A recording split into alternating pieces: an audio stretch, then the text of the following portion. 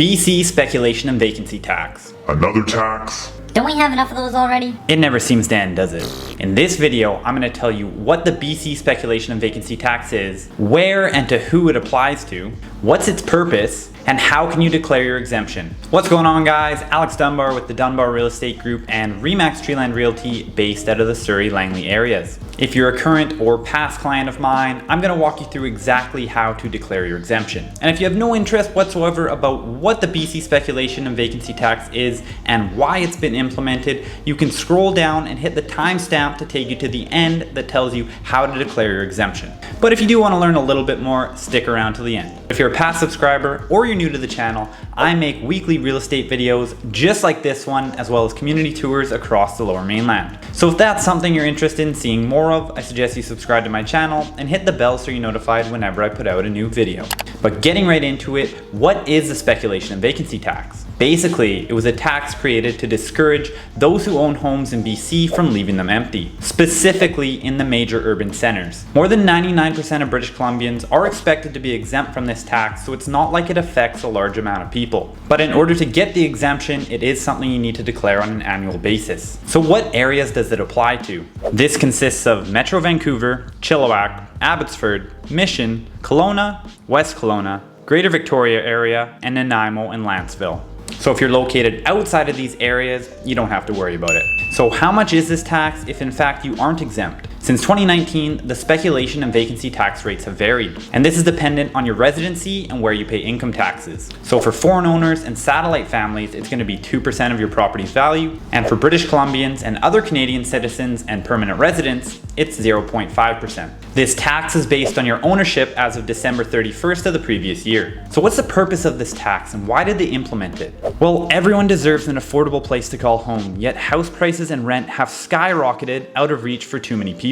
So through the implementation of this tax, the provincial government is taking action to address this crisis. And the funds raised will contribute towards two things. Number one is turning empty homes into good housing for those who live and work in BC. And number two is supporting affordable housing initiatives. According to the Canada Mortgage and Housing Corporation, so far they've turned 18,000 empty condos into homes for those who need it. The Homes for BC plan is supporting housing affordability in several different ways, and you can learn a little bit more about that on the BC government website. So who is exempt from this tax? As I mentioned, nearly everybody, but there's actually 16 different categories which I'll list right here. But the primary categories that you're probably going to be concerned with are either that it's for your primary residence or it's a rental property that you have tenanted. If you don't fall into one of these categories, you're going to want to check out the remaining categories on the BC government website. So how do you declare your exemption? Well, if you do own a home in BC, you probably got one of these in the mail recently. Make sure you have this handy because you're going to need it when we go onto the website. I'm going to walk you through it step by step.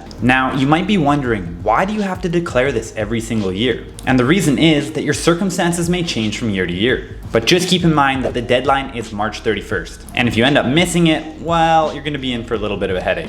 So now I'm going to walk you through it step by step. Step number one, grab your letter.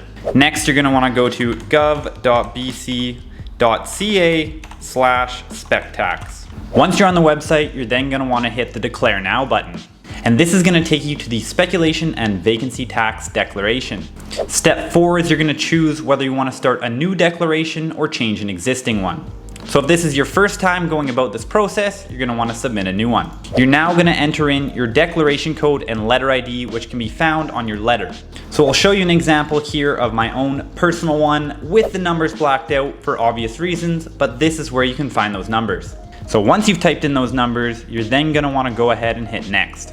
At this point in time, you're going to be asked a few questions about yourself and the ownership of this property. So you're going to want to go ahead and answer that question and then hit next. You're then going to be asked whether you're a Canadian citizen or a permanent resident, so answer that one. And then following that, you'll be asked if you were a resident of BC as of December 31st in 2021 for income tax purposes. So answer that one, and moving on, was 50% or more of your total household income in 2020 reported on Canadian income tax returns. You'll then be asked for your birth date and social insurance number, which you can fill in here. So once you've told them about yourself and confirmed your identity by entering your birth date and social insurance number, you can then move on.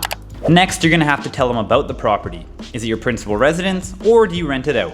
You'll then have a few more information boxes to fill out before you certify that the information you've given them is correct.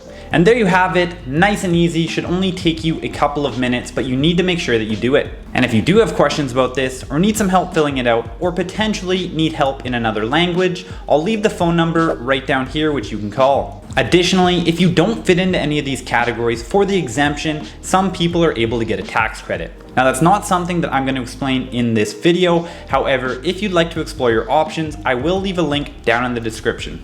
And that's about going to do it for this video. I know, not very exciting, but again, you need to make sure you're doing this every single year. Now, if you do have any questions or comments, please leave them down below and I'd be happy to get back to you. And if you did enjoy this video and found it helpful whatsoever, I'll ask that you do one thing for me, and that's to hit the like button so the algorithm will push this video out to more individuals just like yourself. And if you want to learn more about BC real estate, I suggest you subscribe to my channel and hit the bell so you're notified whenever I put out a new video. Additionally, if you are looking to buy or sell in Surrey, Langley, or the rest of the Fraser Valley, you can scroll down and hit the first link in the description in order to book a call with me, and you can do so at your earliest convenience. Thanks so much for watching today, and we'll see you in the next video.